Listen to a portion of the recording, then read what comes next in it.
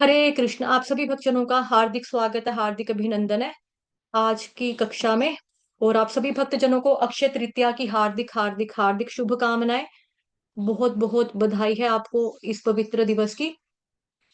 तो आज के दिन में क्या खास है वो आपको बता देते हैं। ये बेसिकली बहुत ही शुभ दिन माना जाता है अक्षय तृतीया का। तो आज 30 अप्रैल है, 30 अप्रैल है। तो ये बहुत ही आध्यात्मिक रूप से बहुत ही शक्तिशाली दिवस माना जाता है। दुनिया भर के वैष्णवों को इस दिन अत्यधिक सम्मान दिया जाता है। अक्षय का मतलब होता है परमानेंट, अविनाशी, जो कभी क्षय नहीं होता, जिसका कभी क्षय नहीं होता, जिसका कभी नाश नहीं होता, जो कभी खंड नहीं होता, जो कभी टूटता नहीं है। ठीक है। तो जो शाश्वत है, अविनाशी है, जो कभी भी कम नहीं होने वाला है, उसका मतलब होता है अक्षय। तो इस तरह से इस दिन की कोई भी अगर आप आध्यात्मिक गतिविधि करोगे, कोई भी आप स्पिरिचुअल एक्टिविटी करोगे या भक्ति करोगे, वो हमेशा हमेशा के लिए लाभ देती है, खासकर कृष्ण कॉन्शियसनेस के जो हम मार्ग में चल रहे हैं उसमें। तो भक्ति का ये बेसिकली शुरुआत का नया दिन होता है भक्तों के लिए। एक ये आदर्श समय माना जाता है अक्षय तृतीया का। आप इसमें चाहें तो कुछ स्पिरिचुअल प्रतिज्ञा जो होती है ना, प्रतिज्ञाएं, वो ले सकते हो। कुछ नया करने का ठान सकते हो, दृढ़ संकल्प कर सकते हो। जैसे मान लो कि आप 16 माला करते हैं अभी तक, तो आप बोलो कि नहीं, अब से मैं 25 करूंगी, 32 करूंगी, 40 करूंगी राउंड। 64 करते हैं तो ज्यादा करेंगे, 108 करेंगे, 108 करते हैं तो 128 करेंगे। इस तरह से आप नाम जप को भी बढ़ा सकते हैं, अपनी बुक रीडिंग को भी बढ़ा सकते हैं, श्रवण को भी बढ़ा सकते हैं। और भगवान जी के अर्च विग्रह की सेवा, आज के दिन चंदन लेप भी करते हैं। मतलब आज से शुरू हो जाएगा चंदन यात्रा जिसको बोलते हैं ना, आज से शुरू हो जाएगा। तो जिनके घर में भगवान जी हैं उनके चरणों पे लगाओ, उनके पूरी बॉडी पे। अगर नहीं लगा सकते, वैसे पूरी बॉडी पे लगाना चाहिए, लेकिन अगर नहीं लगा सकते हैं पूरी बॉडी पे, तो कम से कम उनके मुखार बिंद पे लगाओ, फेस के ऊपर लगाओ, भगवान जी के गालों पे लगाओ, माथे पे लगाओ, है ना, हाथों पे लगाओ। अगर आपको लगता है कि अर्च विग्रह को हमने वस्त्र डलवाए हुए हैं, फिर डेली वस्त्र उतारो, ये करो, है ना, तो फिर अगर आपको ऐसा लगता है तो आप भगवान जी को कम से कम चरणों का इस तरह से चंदन लेप करो, उनके चरणों का, राधा रानी को लगाओ, कृष्ण भगवान को लगाओ। आज के दिन भक्तजन जो होते हैं दीक्षा भी लेते हैं कहीं। और आई थिंक आज वृंदावन में दीक्षा भी है। और उससे क्या होता है, भक्ति बढ़ती है। कुछ भक्त जो होते हैं, कुछ डिवोटीज होते हैं, आज के दिन वो उपवास भी रखते हैं। अब उपवास का मतलब है ही यही कि कृष्ण के साथ रहना, उपवास, भगवान के निकट वास करना।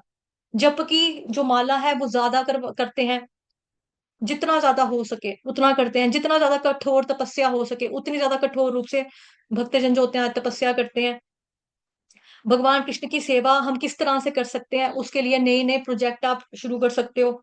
दान देने के लिए बहुत ही खास दिन है, भगवान की सेवा के लिए खास तौर पे माना जाता है। चाहे वो गौ सेवा हो, गौशाला में जाओ, गौ माता की गर्दन ना कटे, गौ माता को लिफाफे ना खाना पड़े सड़क के ऊपर, तो गौ माता के चारे के पैसे देकर आओ, अपने हाथों से गौ माता को चारा खिला कर आओ, है ना। फुलके बनाकर लेके जाओ, क्योंकि हर मतलब तकरीबन सभी गौशाला में क्या होता है कि आटे का जो पेड़ा होता है जो हम पहले देते थे, वो भी मना किया हुआ है, क्योंकि उससे गाय को कच्चा आटा खाकर पेट में प्रॉब्लम होती है।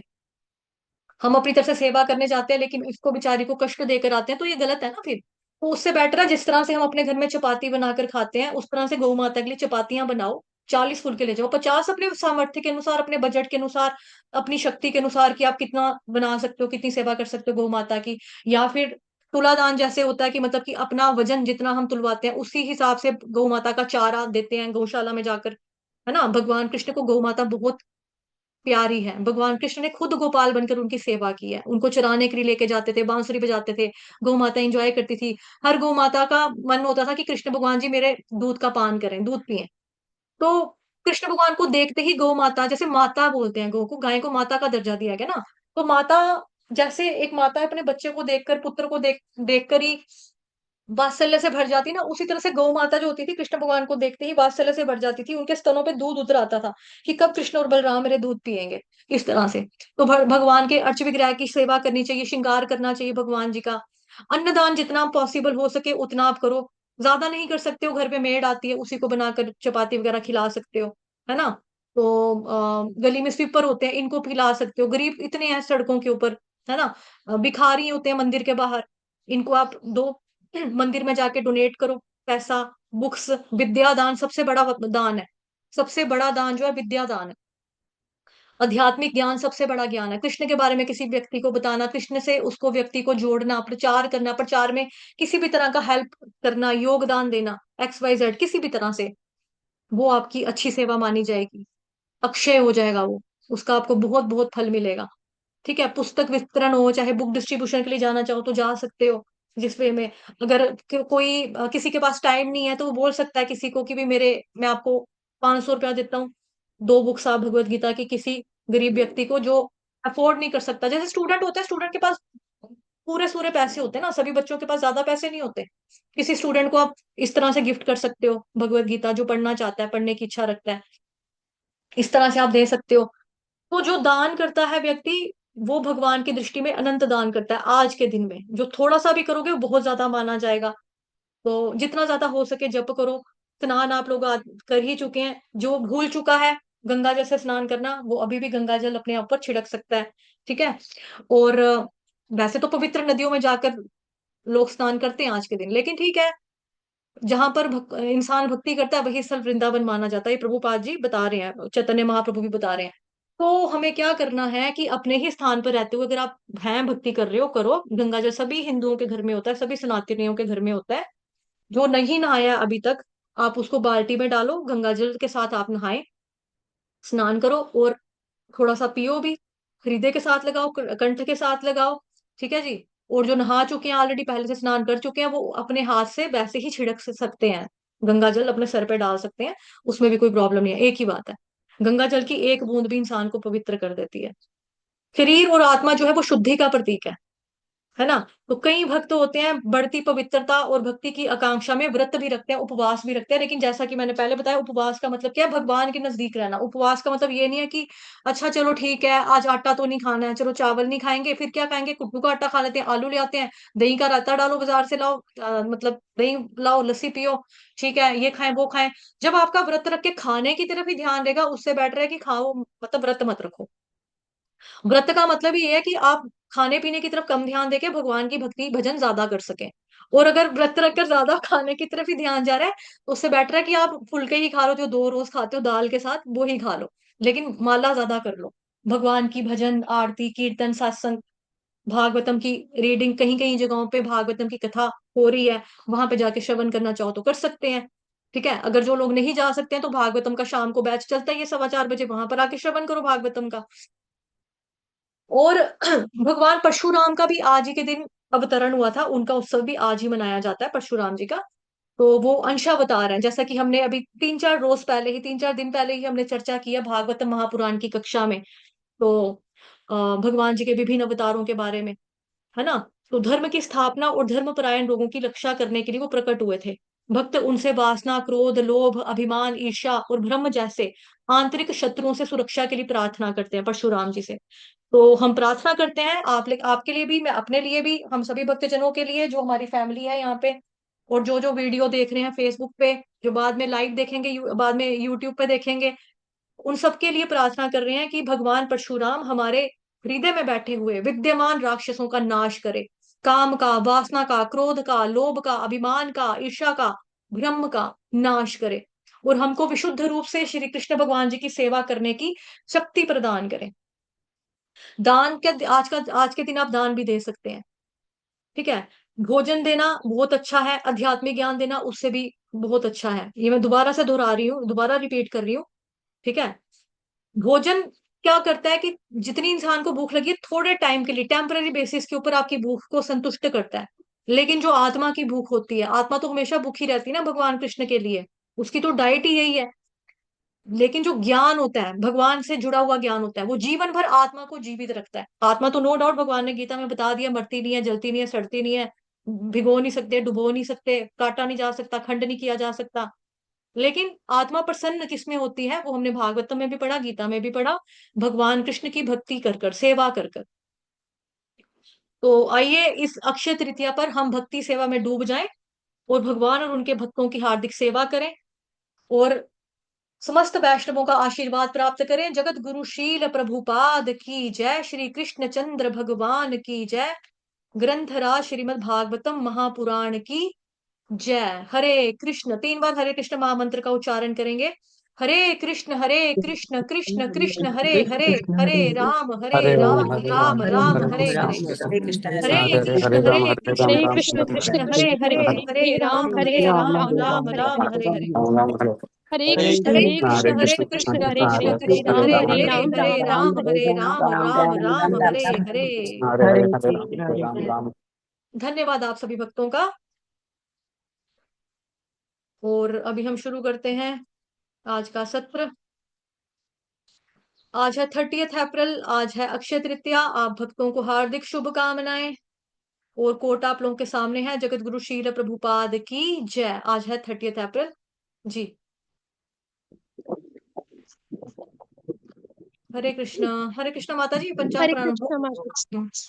हरे कृष्ण माता जी, पंचांग प्रणाम। हरे कृष्ण सभी भक्तों को पंचांग प्रणाम। श्रील प्रभुपाद की जय। हम आपको प्रसाद दे रहे हैं। इसे खाते रहने से, खाते रहने से, खाते रहने से, खाते रहने से आप एक दिन भक्त बन जाएंगे, केवल खाते रहने से। क्योंकि तुम इतने जड़ हो कि तुम ज्ञान नहीं समझ सकते। तुम पशुओं के समान केवल पेट के बारे में सोचते हो, इसलिए हम यह सुविधा प्रदान कर रहे हैं। ठीक है, अपना पेट भरो और तुम इससे प्रभावित हो जाओगे। जिस प्रकार तुम किसी रोगग्रस्त स्थान से कुछ भोजन लेते हो तो उसके कीटाणुओं से संक्रमित हो जाते हो, इसी प्रकार यह कृष्ण संक्रमित प्रसाद है। आप इसे लें और एक दिन आप कृष्ण भक्ति से संक्रमित हो जाएंगे। पीजी 30 अप्रैल 1976। श्रील प्रभुपाद की जय। जय। एक मिनट क्लोज करना पड़ेगा इसको।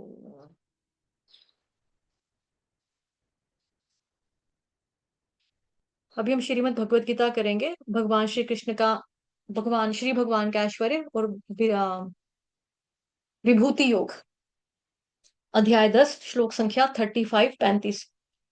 बृहुत्साम तथा साम्नां गायत्री छन्दसामहम् मासानां मार्गशीर्षोऽहम् ऋतूनां कुसुमाकरः।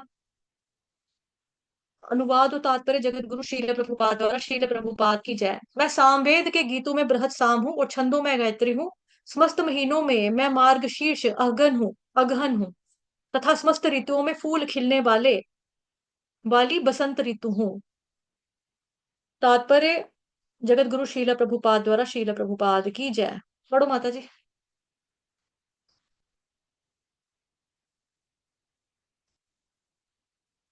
हरे कृष्ण। जैसा कि भगवान स्वयं बता चुके हैं, वे समस्त वेदों में सामवेद हैं। सामवेद विभिन्न देवताओं द्वारा गाए जाने वाले गीतों का संग्रह है। इन गीतों में से एक बृहत साम है, जिनकी ध्वनि सुमधुर है और जो अर्धरात्रि में गाया जाता है। संस्कृत में काव्य के निश्चित विधान है। इसमें लय तथा ताल बहुत सी आधुनिक कविता की तरह मनमाने नहीं होते। ऐसे नियमित काव्य में गायत्री मंत्र, जिसका जप केवल सुपात्र ब्राह्मणों द्वारा ही होता है, सबसे अधिक महत्वपूर्ण है। गायत्री मंत्र का उल्लेख श्रीमद् भागवतम में भी हुआ है। पहले ही श्लोक में हुआ ना गायत्री मंत्र का उल्लेख। सत्यम परम धीमहि। मंगलाचरण जो है पहला श्लोक श्रीमद् भागवतम महापुराण का पहले कैंटो का पहला अध्याय का पहला ही श्लोक, उसमें सत्यम परम धीमहि इंगित करता है गायत्री मंत्र को। तो वही चीज यहाँ पे बताया जा रहा है कि गायत्री मंत्र का उल्लेख श्रीमद् भागवतम महापुराण में भी हुआ है। कहाँ हुआ ये मैंने बता दिया, ठीक। क्योंकि गायत्री मंत्र विशेषतया ईश्वर साक्षात्कार के ही निमित्त है, इसीलिए यह परमेश्वर का स्वरूप है। इसीलिए यह परमेश्वर का स्वरूप है। यह मंत्र अध्यात्म में उन्नत लोगों के लिए है। जब इसका जप करने में उन्हें सफलता मिल जाती है तो वे भगवान के दिव्य धाम में प्रविष्ट होते हैं। गायत्री मंत्र के जप के लिए मनुष्य को पहले सिद्ध पुरुष के गुण या भौतिक प्रकृति के नियमों के अनुसार सात्विक गुण प्राप्त करने होते हैं। वैदिक सभ्यता में गायत्री मंत्र अत्यंत महत्वपूर्ण है और उसे ब्रह्म का नाद यानी कि अवतार माना जाता है। ब्रह्मनाद अवतार माना जाता है। किसको माना जाता है? वैदिक सभ्यता में गायत्री मंत्र इंपॉर्टेंट है और उसको ब्रह्म का नाद अवतार माना जाता है। ब्रह्म इसके गुरु हैं। और शिष्य परंपरा द्वारा यह उनसे आगे बढ़ता रहा है। मासों में अगहन यानी कि मार्गशीर्ष मास सर्वोत्तम माना जाता है, क्योंकि भारत में इस मास में खेतों से अन्न एकत्र किया जाता है और लोग अत्यंत प्रसन्न रहते हैं। निस्संदेह बसंत ऐसी ऋतु है जिसका विश्व भर में सम्मान होता है, क्योंकि यह ना तो बहुत गर्म होती है और ना ही ये बहुत सर्द होती है, और इसमें वृक्षों में फूल आते हैं। बसंत में कृष्ण की लीलाओं से संबंधित अनेक उत्सव भी मनाए जाते हैं, अतः इसे समस्त ऋतुओं में से सर्वाधिक उल्लासपूर्ण माना जाता है और भगवान श्री कृष्ण का प्रतिनिधि है, यानी कि विभूति है। ठीक है जी, चलो जी पढ़ते हैं। बृहुत्साम तथा साम्नां गायत्री छन्दसामहम्। बृहुत्साम तथा साम्नां, मैं सामवेद के गीतों में मैं क्या हूं? बृहत साम हूं, बृहत साम हूं। तो यही चीज हमने 10th चैप्टर के 22 नंबर श्लोक में भी पढ़ी थी। वेदानाम साम वेदोस्मि, भगवान ने बताया था कि मैं वेदों में साम वेद हूं। अब साम वेद में बेसिकली क्या है? साम वेदों में सॉन्ग्स का कलेक्शन है, गीतों का संग्रह है, जिसे देवता गण गाते हैं। वो जो गाने हैं, वो जो गीत संगीत है, वो जो गीत है, उनको देवता लोग गाते हैं। और मेन प्रमुख बृहत साम गीत है, उसमें तो सबसे बेस्ट श्रेष्ठ माना जाता है। क्यों माना जाता है? क्योंकि बहुत ही मधुर है और इसे अर्धरात्रि में गाया जाता है। फिर है गायत्री छंद साम हम, छंदों में मैं गायत्री हूँ। गायत्री को वेदों की जननी कहते हैं। अब गायत्री की डेफिनेशन ये करो तो गायत्री की डेफिनेशन गाय प्लस त्री, गायत्री, गायंतम त्रायते यस्माद गायत्री, गाने से गायत्री रक्षा करती है। जिसका गान करने से व्यक्ति की रक्षा होती है उसको बोला जाता है गायत्री, को बोला जाता है गायत्री। अब गायत्री को वेद जननी कहते हैं क्योंकि इसी से हमारे वेद प्रकट हुए हैं। वेदों में जितनी भी छंदबद्ध ऋचाएं हैं उसमें गायत्री जो है मुख्य मानी जाती है, वो मुख्य है। और संपूर्ण छंदों में गायत्री भगवान है, और ये श्री कृष्ण की एक विभूति है। गीता का भी एक नाम गायत्री है। गीता को भी गाने से व्यक्ति की रक्षा होती है। और जो गायत्री मंत्र बेसिकली क्या है कि भगवान श्री कृष्ण की जो वेणु है, वेणु से जो ध्वनि निकली वो है गायत्री मंत्र, जिससे ब्रह्मा जी दीक्षित हुए। फिर है जी मासाना मार्ग शीर्षो हम, 12 महीने होते हैं। 12 महीनों में मार्ग शीर्ष भगवान कह रहे हैं भाई मैं हूं। ये महीना बहुत खास है, बहुत विशेष है। मार्ग शीर्ष में ही श्री राम भगवान और सीता मैया का विवाह यानी कि स्वयंवर हुआ था। महाभारत में नया साल मार्गशीर्ष से ही शुरू होता था, और मार्गशीर्ष के शुक्ल पक्ष की एकादशी के दिन पर श्री कृष्ण ने अर्जुन को गीता का उपदेश दिया था। इसलिए श्रीमद् भगवत गीता सभी शास्त्रों में श्रेष्ठ माना जाता है, उसको गीतोपनिषद कहा जाता है, उपनिषदों में से एक माना जाता है। अन्न की उत्पत्ति जो होती है वो भी मार्गशीर्ष के महीने में होती है। इसी महीने में नए अन्न अनाज से यज्ञ भी किया जाता है। व्रज की कन्याओं ने कृष्ण को पति रूप में पाने के लिए कात्यायनी का व्रत भी मार्गशीर्ष में ही किया था। मार्गशीर्ष महीना कृष्ण भगवान जी की ही एक विभूति है। फिर है ऋतु ना कुसुमाकर, समस्त ऋतुओं में फूल खिलाने वाली बसंत ऋतु भगवान कह रहे हैं भाई मैं हूं। 6 ऋतुएं होती हैं टोटल। शिशिर ऋतु यानी कि सर्दी, बसंत ऋतु मार्च से मई तक होती है, ग्रीष्म ऋतु होती है गर्मी, वर्षा ऋतु बरसात वर्षा वाला सीजन, सावन का मौसम जिसको कहते हैं, शरद ऋतु और हेमंत ऋतु ठंड की शुरुआत नवंबर दिसंबर। भगवान बता रहे हैं बसंत ऋतु के लिए बता रहे हैं भगवान। बसंत ऋतु में मौसम जो होता है बड़ा प्लेजेंट होता है, ना ज्यादा सर्दी होती है ना ज्यादा गर्मी होती है। पेड़ पौधे खुले होते हैं, फूल फल से भरे होते हैं, वृक्ष फल लगे हैं, फूल लगे हैं, खुशबू आती है, कलरफुल इन्वायरमेंट, पूरा कलरफुल फ्लावर्स होते हैं, कलरफुल रंग बिरंगे फ्रूट्स लगे होते हैं जो बहुत खूबसूरत लगते हैं देखने में। खाने में भी कितना अच्छा लगता है, सूंघने में भी फूल कितने सुगंधित लगते हैं। तो ऐसे ही भगवान बसंत ऋतु में रास भी करते हैं। जैसे भगवान ने शरद ऋतु में रास की थी उसी तरह से भगवान ने रास बसंत ऋतु में भी करते हैं, जिसे बसंत रास कहते हैं। ठीक है, तो आप सभी बच्चों को हार्दिक शुभकामनाएं आज के पवित्र दिवस अक्षय तृतीया के महोत्सव की। तो आप लोगों ने भक्ति करनी है ज्यादा से ज्यादा, मैंने भी आज भक्ति करनी है ज्यादा से ज्यादा। ठीक है, और है जी क्या बोलते हैं आपका, हाँ, ज्यादा से ज्यादा हरे कृष्ण महामंत्र का चैंटिंग करो, और वहां जाओ, गौशाला में जाओ, मंदिर में जाओ, भगवान की सेवा करो, अन्न का दान करो, विद्या का दान करो, शास्त्रों का दान करो। इस तरह से आप भक्ति को अपना बढ़ा सकते हैं, भगवान जी के चरणों में रहे और ज्यादा से ज्यादा भक्ति करें। ठीक है जी। वाञ्छा कल्पतरुभ्यश्च कृपा सिन्धुभैव च पतितानां पावनेभ्यो वैष्णवेभ्यो नमो नमः। अनंत कोटि वैष्णव वृंद की जय। जगत गुरु श्रील प्रभुपाद की जय। श्री कृष्ण चंद्र भगवान की जय। ग्रंथरा श्रीमद् भागवतम महापुराण की जय। श्रीमद् भगवत गीता यथा रूप की जय। आज के आनंद की जय। आप सभी भक्तों की जय। ठीक है जी, तो फिर शाम को मिलते हैं।